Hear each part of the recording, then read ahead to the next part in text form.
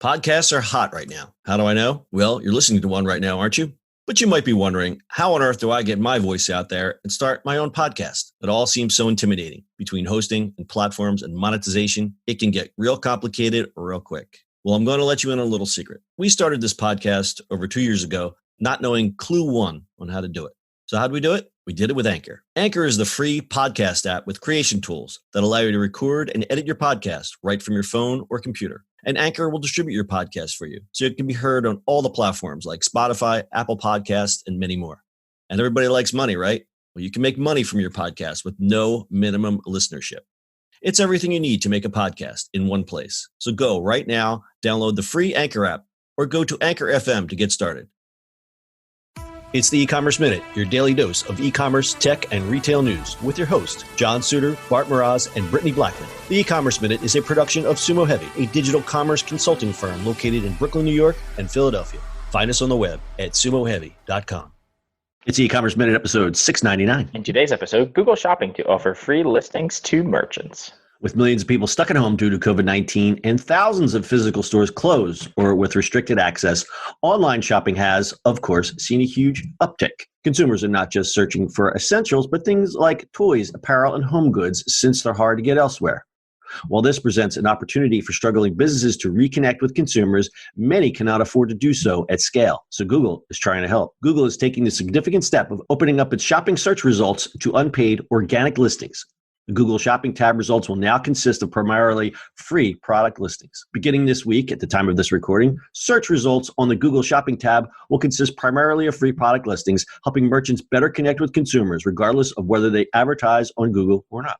Existing users of Google Merchant Center and shopping ads who have already opted into the Services Across Google program won't have to do anything else and may already be eligible to show products in what Google's Help Center describes as the unpaid experiences. It sounds like my life. Those needing to opt in can do so by selecting Growth, then Manage Programs in the left nav menu, and then choosing Surfaces Across Google program card. You can also add products to your product feed to make even more products discoverable in these free listings. For new users of its Merchant Center, it says it's aiming to ramp up the onboarding process, quote, over the coming weeks and months, end quote, but presumably there may be some delay in getting access. While Google is promoting the change as a gesture to help cash-strapped retailers during a crisis, there is no doubt that the company is also scoping out a strategic opportunity to expand its role in e-commerce in the midst of a coronavirus-shaped boom. If Google Shopping can start returning better results for products and results for more products, there's an opportunity for the search giant to grow its share of shopping traffic and grab listings clicks from shoppers who might otherwise have run product queries directly on Amazon. Google is also using the new free product listings feature as a value-added carrot to encourage advertisers to keep paying for its ads. The expansion of free listings is slated to be completed by the end of April. Initially, it will only take place in the US, but Google says it intends to roll out the change globally before the end of the year. Bart, what do you think of this? I mean, it's good for small shops, but I think it might bring some craziness in with people just throwing stuff up there. I don't know what's your feeling on it. I think I'm going to agree with you there. And I also think all this is going to do is goose the spending of the bigger players, because who doesn't want to be on the top, right?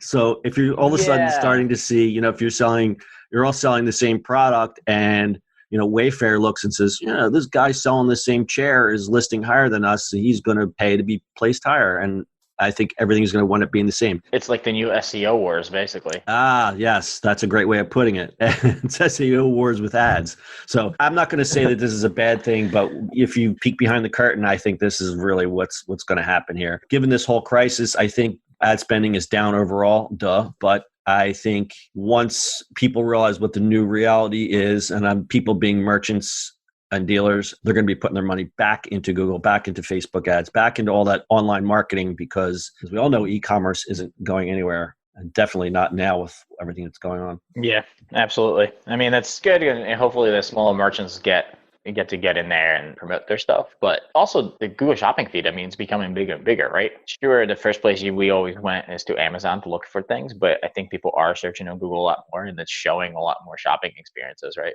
Yeah, and it's very telling in that, and again, we'll point to current events now. What has happened in the last 3 months or 2 months is that people who traditionally said, you know what, I need X, Y, and Z, I'm going to go to Amazon. Well, they're becoming frustrated because Amazon, maybe you got it, or maybe it's on back order, but maybe your Prime Prime delivery isn't going to get there for 3 weeks. That hasn't changed people being impatient. So they go, screw it, I'm going to go elsewhere. And I'm that guy. Listen, when I'm online shopping for something, I want to get in, I want to get out. I don't want it to be a big thing. I don't want it to be a rabbit hole. If I need a part for something or I need something, I tend to look at Amazon first.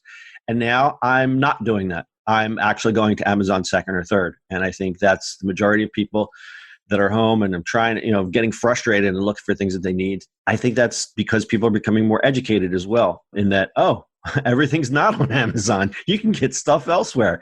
And I think that's when some of these smaller merchants are going to win. This is true. I think so. Everyone is very excited this morning. So There was just a helicopter hovering over my house for literally the entire second half of this podcast. I don't know what it was doing, but it was so loud. All right, and Theater of the Mind, folks. Theater of the Mind, folks. In Philadelphia, it's been raining continuously for the last month. We've had 2 sunny days, and this day is one of those sunny days. And the Blue Angels are going to fly over our house in about 3 hours. So we're all looking to record and get the heck outside. We're going to close this one a little stat time. Google Shopping ads drive 76% of retail search ad spend and generate 85% of all clicks on Google ads on Google Shopping campaigns. Very interesting. All right, this is a quick one. You guys got anything else? Nope. That's it. Nope. Okay, that's your e-commerce minute for today. We'll see you on the internet tomorrow. That's it for today's show.